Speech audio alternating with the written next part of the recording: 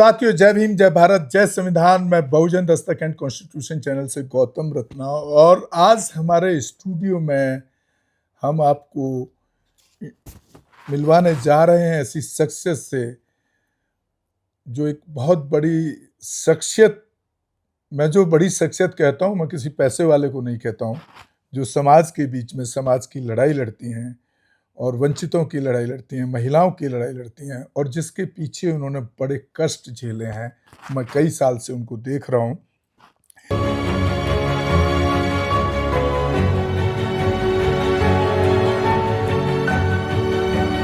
अगर मैं हाँ। किसी महिला के लिए फाइट कर रही हूँ, हाँ। किसी की न्याय दिलाने की, मैं आंदोलन की बात करूँ, 10 अक्टूबर को हम जी। लोगों ने सुबह 9 बजे से लेके 12 बजे रात तक आंदोलन हुई, और जिसमें 70-80 हजार लोग थे, जिसमें 70-80% महिलाएं थी। एक एक महीने के 2-2 महीने के गोद में बच्चे लेकर थी, देखा वो आंदोलन कर रही थी। और वो उनका मतलब आंदोलन के बाद मेरी जिस तरह से हम लोगों की गिरफ्तारी हुई, जिस तरह से हम लोगों पे गुमराह करके हम लोगों पे झूठा एफआईआर लगाया गया, जबकि गोरखपुर के जिला जज ने ये बात स्वीकार कर लिया, जो उसमें उन्होंने स्टेटमेंट में लिख दिया कि जो गला दबा के जान से मारने की जो हम लोगों पे आरोप लगी थी, जो कमिश्नर साहब के नाजिर जो हैं, उन्होंने कहा कि साहब सीमा गौतम, श्रवण कुमार निराला जी वगैरह वगैरह, मतलब 15-20 लोगों ने मुझे गला दबा के जान से मारने की कोशिश किया। तो आप सोच सकते हैं कि अगर एक आदमी ठीक से गला दबाए तो आदमी की क्या हालत होगी। हम लोग 15-20 लोग तो गला दबाए थे।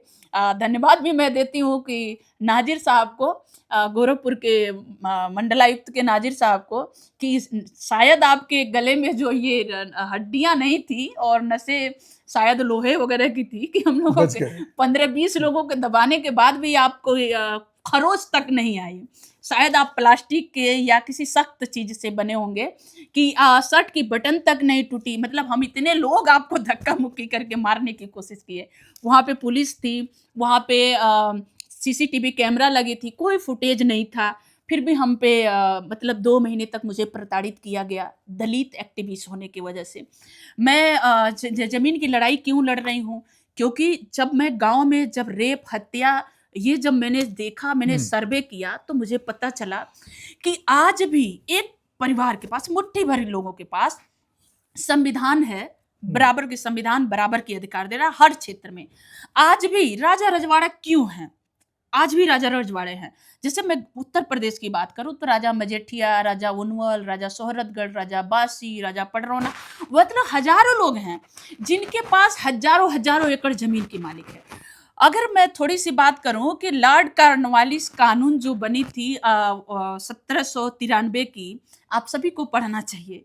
जो हमारे आईएएस पीसीएस जो अधिकारी होते हैं ना, जो बड़े पढ़ लिख करके आते हैं, क्योंकि उनको वो ट्रेनिंग दी जाती है लॉर्ड कॉर्नवालिस कानून की। और ये बात मैं हमेशा कहती हूँ, लॉर्ड कॉर्नवालिस कानून इसीलिए बना क्योंकि वो अंग्रेज थे, हमारे देश में आए थे, और उन्होंने यहाँ मुट्ठी भर लोग आए, तो यहाँ के दबंग लोगों को उन्होंने कहा कि भाई आपको इस क्षेत्र का लगान वसूलना है, आपको इस क्षेत्र का जमीनों का लगान वसूला जाता था।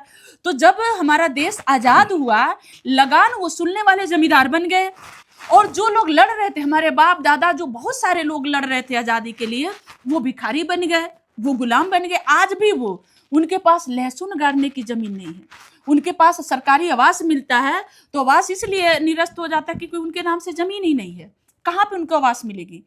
तो ऐसे लोगों के पास अगर जमीन होगी तो सबसे पहले भूखमरी खत्म हो जाएगी, जमीन होगी तो बेरोजगारी खत्म हो जाएगी, एक अस्थायी रोजगार उनको मिल जाएगा। जमीन होगा तो साग सब्जी अपने खेत में उगाएंगे, नमक रोटी भर पेट खाएंगे तो बीमार नहीं पड़ेंगे, स्वस्थ रहेंगे। जमीन होगा तो किसी भी बेटी बहन के साथ शोषण, शारीरिक शोषण नहीं होगा। तो इस तरह से लेकर के हमने जमीन आंदोलन किया। फिर अभी समूह आंदोलन का भी हम चला रहे हैं, जिसमें हमारे भी एफआईआर हुआ। श्रवण कुमार निराला जी को मतलब लगभग 1.5 महीने तक उनको जेल में रखा गया।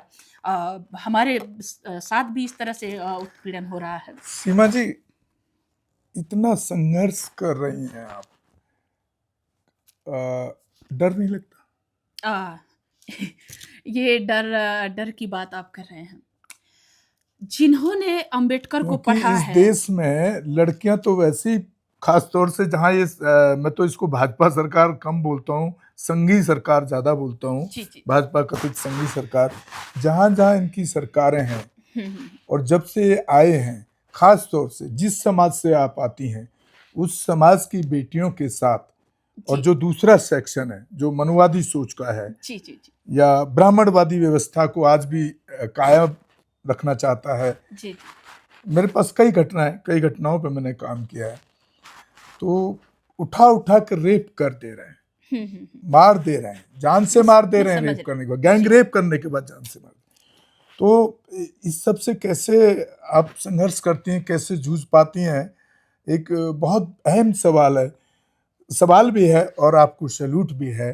तो जब आप निकलती हैं तो कितना सावधानी रखना पड़ता है, कैसे कैसे निकलती हैं, साथ लेके चलती हैं देखिए किसी को या नहीं, नहीं कैसे करती हैं? देखिए बेसिकली तो मैंने आपको बताया जो और डर की जो बात आप कर रहे हैं, जिसने भी अंबेडकर को पढ़ लिया है, मैंने बहुत ज़्यादा नहीं अंबेडकर को पढ़ी हूँ, मैंने अपनी औकात समझा है, अंबेडकर को देखती हूँ तो मुझे मेरी औकात समझ में है।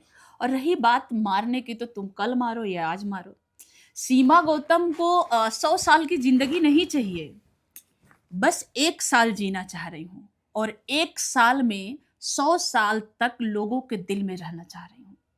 इस उद्देश्य से मैं काम करती हूँ। सीमा गौतम से जरूरत नहीं है, हमारे देश को आज हजारों सीमा गौतम की जरूरत जिस है। तरह के हालात हैं, जिस तरह के हालात हैं आज के डेट में, मैं देख रही हूँ कि महिलाएं निकल नहीं रही हैं, महिलाओं का निकलना मुश्किल हो गया है। महिलाओं को बस ये करके एक रेप की ही बात रहती है कि भाई उसको ऊपर कीचड़ उछाल दो, उसको रेप की धमकी दे दो, रेप कर दो। तो अगर रेप की बात जहां तक आती है तो मैं मानती हूँ इज्जत की सवाल जो हमारे इज्जत से खिलवाड़ करते हैं, तो इज्जत अगर कोई हमारे साथ रेप करता है तो रेप उसके साथ भी हो रहा है। ये हमें मेंटलिटी हमें बना के रखना पड़ेगा। और जिस दिन हमारी महिलाएं ये सोच लेंगी कि पुरुष रेप नहीं करता, उसका भी रेप होता है, वो हमारे साथ अगर रेप करेगा तो उसका भी तो रेप हुआ, वो बचा है, उसका भी रेप हुआ, हमारे द्वारा हुआ। और दूसरी बात यह है कि रेप करके तुम हमारी आवाज को नहीं दबा सकते। आज अकेली सीमा गौतम है, लेकिन हजारों सीमा गौतम खड़ी हो जाएंगी। मेरे संगठन की मैं धन्यवाद देती हूँ, मैं खुशकिस्मत भी मानती हूँ कि हमें भी धमकियाँ मिलती हैं, बहुत सारे केसों में धमकियाँ मिलती हैं। यहाँ तक कि मैं कई केस में तो मैं FIR भी करा चुकी हूँ मुझे कि आप उसमें दलित एक्शन ले रही है पुलिस या नहीं? कोई एक्शन नहीं है, कोई एक्शन नहीं है। अभी तो मुझे समूह लोन वाले में मुझे मारने की धमकी मिली, जबकि मैं बताऊं आपको कि अनुच्छेद 21 कहता है कि आप किसी को भी बात को आप रिकॉर्ड नहीं कर सकते। भाई आप रिकॉर्ड किसी भी डिवाइस का प्रयोग बिना उसके परमिशन का नहीं कर सकते। जबकि RT एक्ट 2000 की धारा 72 कहता है कि यदि आप किसी के बिना परमिशन के किसी फोन डिवाइस से उसकी पर्सनल बातों की या किसी भी तरह की बातों को रिकॉर्ड करते हैं तो 2 साल की सजा और आपको 1 लाख तक जुर्माना देना पड़ेगा। मैं तो सामाजिक कार्यकर्ता हूं ना, तो ये सारी चीज ध्यान में रखना पड़ता है।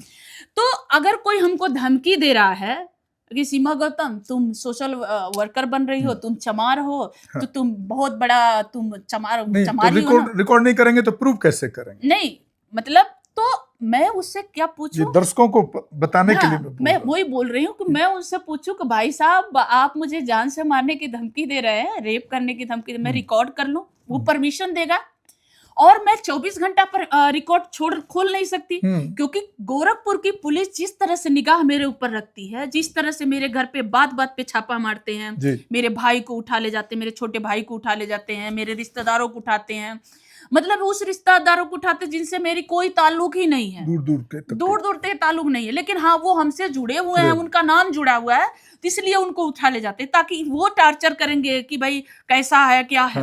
ठीक है, तो वो लोग मतलब इस तरह से तो वो हमको पुलिस वाले कहते हैं मैडम आपने रिकॉर्ड किया, आप रिकॉर्ड नहीं की हैं तो नंबर के बेस पे क्या कोई आधार नहीं बनता है, क्योंकि सुनाई नहीं दिया हम लोगों को कि कैसे मानने। तो मैं उन लोगों से पूछना चाह रही हूँ आपके चैनल के माध्यम से, क्या आप अनुच्छेद 21 को आप सुप्रीम कोर्ट को ये बता सकते हैं या आप न्यायालय को ये बता सकते हैं कि आप उसको उल्लंघन कर सकते हैं? अगर मैं रिकॉर्ड करती हूँ, मुझे रिकॉर्ड करने का परमिशन दे सकते हैं, तो मैं 24 घंटा किसी का भी फ़ोन रिकॉर्ड करती रहूँगी, क्योंकि मुझे नहीं पता है ना अगला फ़ोन करने वाला कौन आदमी मुझे 1 सेकंड, 2 सेकंड में, 10 सेकंड में धमकी देगा, फ़ोन काट देगा। तो जब तक मैं रिकॉर्ड करूँगी, बात तो खत्म हो जाएगी। तो इसलिए मैं 24 घंटा में रिकॉर्ड रखूँ। अगर मैं रिकॉर्ड रखूँ, तो आप कह रहे हैं कि आप इसके अनुच्छेद आप दूसरे का हनन कर रही हो, तो आप उसको खड़ा करेंगे कि देखो तुम्हारे अधिकार को, मौलिक अधिकार का हनन किया गया। आरटी एक्ट का 2000 का 72 धारा 72 का हनन किया गया, तुम इनके ऊपर मानहानि का दावा करो। तो फिर उसको खड़ा करके हमारे ऊपर ऐसे केस तो हो ही रहे हैं हमारे ऊपर। हाँ, और इसी वजह से अपोजिट केस करा करके जो हमारा जो पीड़ित परिवार है वो टूट जाता है। बहुत बार ऐसा हो रहा है, वो करा रहे हैं, वो मेरे ऊपर भी करा रहे हैं और इस तरह से वो हमारे ऊपर भी करा रहे हैं। जैसे अभी समूह लोन का देखेंगे कि हमने लड़ाई लड़ी, हमने ये गरीब, बहुत मुझे खुशी हो रही कि 4 कंपनियों को आरबीआई ने मेरे, ठीक है, गोरखपुर की पुलिस, उत्तर प्रदेश की सरकार ने हमारे खिलाफ जो भी साजिश कर रही है, ये मैं जानती हूँ कि वो हमारे खिलाफ साजिश करते हैं, लेकिन मैं सीमा गौतम, मैं आंखों में आंखें डाल के कहती हूँ कि ये सीमा गौतम दलित की बेटी, अंबेडकर की बेटी है। जो कहते हैं ना कि वो कोई और चिराग होंगे जो हवाओं से बुझ जाते होंगे। हमने तो जलने का हुनर भी तूफानों से सीखा है। तो हमें बुझाने की कोशिश ना करें, हमें डराने की कोशिश ना करें। हमारे पास संगठन है, मजबूत संगठन है। हमारे संगठन के जो लोग हैं वो हमारी ख्याल भी रखते हैं, और अगर मुझे कुछ भी हुआ तो मतलब मैं क्या बताऊं कि मैं इस संगठन, इस समाज में पैदा होकर के मैं अपने आप को मतलब धन्य मानती हूँ कि मुझे मिला जन्म, कि लोग हमें, अगर कुछ भी हुआ तो किसी को मतलब कुछ भी हो सकता है उन लोगों के साथ, तो इसलिए भी एक डर रहता है। तो लेकिन हालांकि जब शुरुआती दौर था तो मैंने बहुत झेला है। मुझे घेरा भी गया था मारने के लिए, कई जगह, कई चौराहों पे भी घेरा गया, कई जगह भी घेरा गया। तो अगर मैं नहीं बची होती तो मुझे जान से भी मार सकते थे। बता, मारने में तो कुछ भी हो सकता था। तो इस तरह से भी फेस हमने किया है। हम उनका पुनः धन्यवाद करते हैं, और आप हमारे स्टूडियो आए उसके लिए भी बहुत बहुत धन्यवाद। और साथियों, मैं आपसे फिर एक अपील करना चाहता हूँ, ऐसी कोई भी महिला हो, लड़की हो, हमारे बहुजन समाज के, चाहे वो लॉयर हों, चाहे वो एडवोकेट हों या सोशल एक्टिविस्ट हों, उनको हर तरीके से ऐसे संघर्ष में उनका साथ देने की जरूरत है। यही मैं कामना करता हूँ, यही उम्मीद आप लोगों से करता हूँ। हम तो उनके साथ बने रहेंगे लगातार, और जब भी हमारी कोई, जिस रूप में भी हमारी मदद की जरूरत पड़ेगी, हम करने की कोशिश करेंगे, और आपसे भी यही उम्मीद करते हैं। इसी के साथ विदा लेते हैं। जय भीम, जय भारत, जय संविधान, नमो बुद्धाय। हमारे channel constitution like, share, subscribe देखना मत भूलिएगा। जय भीम, जय भारत, जय संविधान, नमो बुद्धाय। धन्यवाद। चैनल आर्थिक समस्या से गुजर रहा है। अगर आप बहुजन समाज में बाबा साहेब अम्बेडकर और तथागत बुद्ध की विचारधारा को अधिक से अधिक लोगों तक पहुंचाना चाहते हैं, तो हमें आर्थिक सहयोग प्रदान करें, ताकि हम अपने चैनल के माध्यम से देश विदेश में समता, बंधुता, एकता और संवैधानिक अधिकारों को ज्यादा से ज्यादा लोगों तक पहुंचा सकें। आप अपनी सहायता राशि नीचे लिखे खाते में जमा करा सकते हैं। खाता धारक गौतम रत्न, खाता संख्या 3169576865 IFSC कोड SBIN 0060336, बैंक भारतीय स्टेट बैंक। आप हमारे बैंक खाते का विवरण स्क्रीन पर भी देख सकते हैं।